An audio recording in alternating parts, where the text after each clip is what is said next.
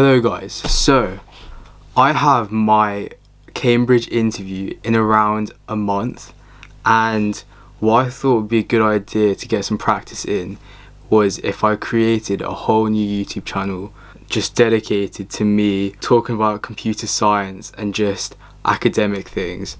I thought that'd be a good idea because it means I can practice, because my interview will be on a screen, it'll be virtual, so I think talking in front of a camera will be really useful for that. But also just it's quite nice just to pump some videos out, to create instead of just consuming all the content on YouTube. So the plan is, I have copped this bad boy of a book. It's called the new Turing Omnibus, 66 excursions in computer science. The plan is, hopefully by my interview, I will have produced 66 videos of me just taking 5 minutes to read through each excursion, or maybe 10, or however long I need, and just basically just talk about it in front of the camera, and hopefully you guys can understand what I'm saying. Is there anything else to say? I got this book secondhand, so I suppose Daniel Ward was my previous owner. Contents, algorithms. The first excursion is algorithms. So I literally have no idea what's inside this book, so as you can see, there's literally 66 different things in the book. Hopefully by the end, I'm gonna be a pro at computer science. Without further ado, no one reads the preface. Who cares about the preface?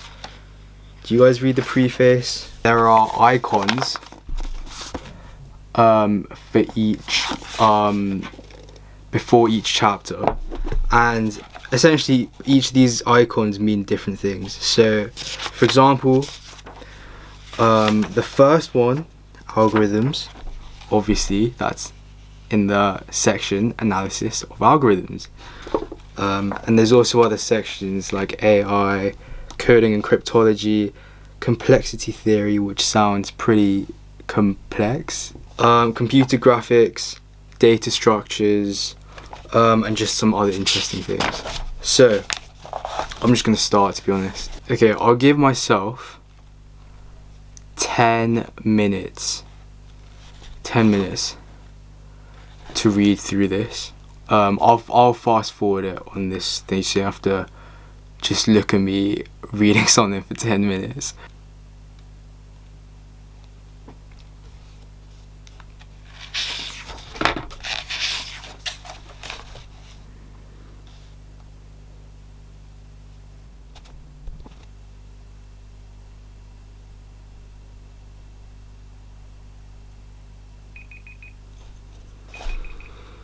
I've had my 10 minutes and I've read through the book, the section of the book, and I guess I'm just gonna talk about it now.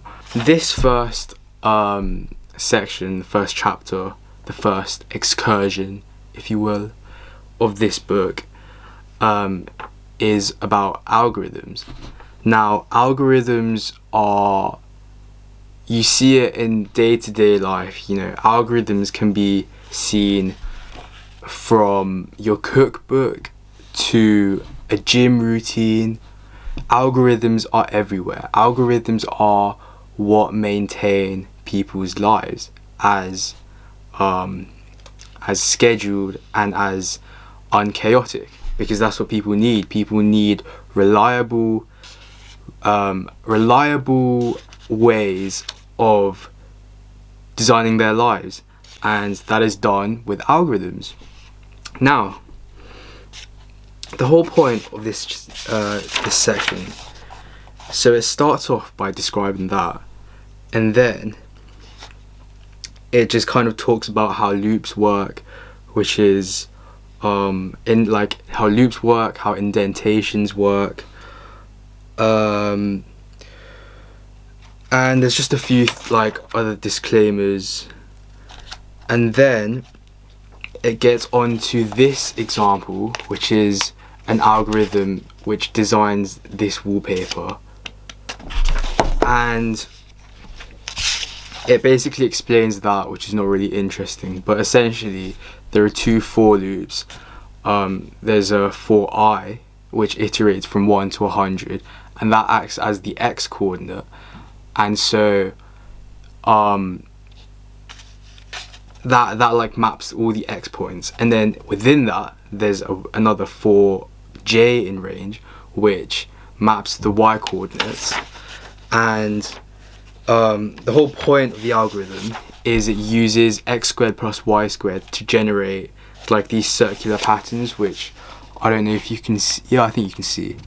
It's like just circular wallpapers, and it's black and white because I don't really know how this works, but apparently it's modulo 2, like whatever the equation is, and so that means you get 2 colors. Maybe if it was modulo 3, you get 3 colors. I'm not too sure, but let's carry on.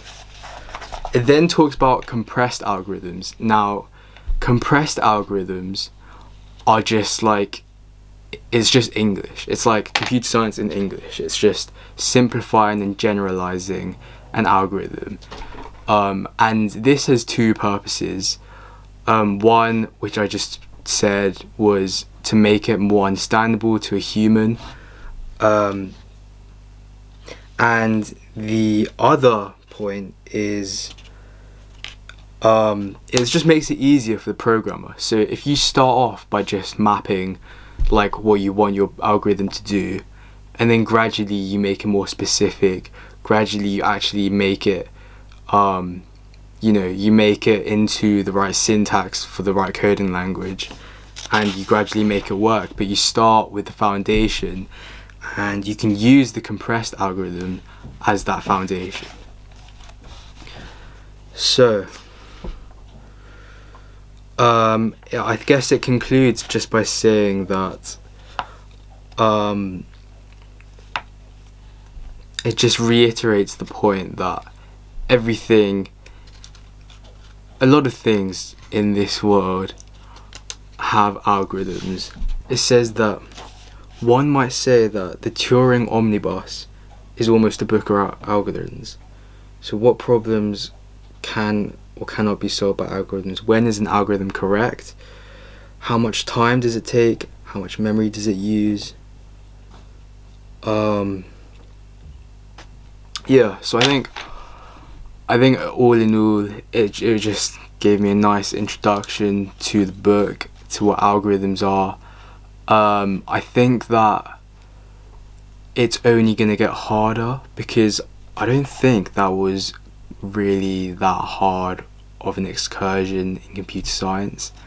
I mean, if you were taking computer science if you're attempting to take computer science for university, I'd probably expect you to know what an algorithm is. So yeah, I think that was quite chill. But yeah, there's also these problems, but I don't think, look, if you see here, but I don't have the time. I don't think I need to do them, so I'm probably just not.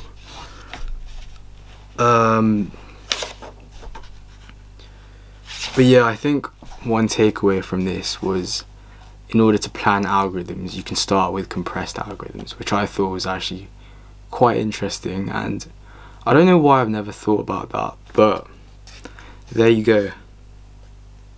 So hope you enjoyed this video. This video probably isn't even useful of any sort, but if you're reading the new Turing Omnibus as well, I suppose it'd be quite nice to see what you think about each excursion. And yeah, thank you for watching.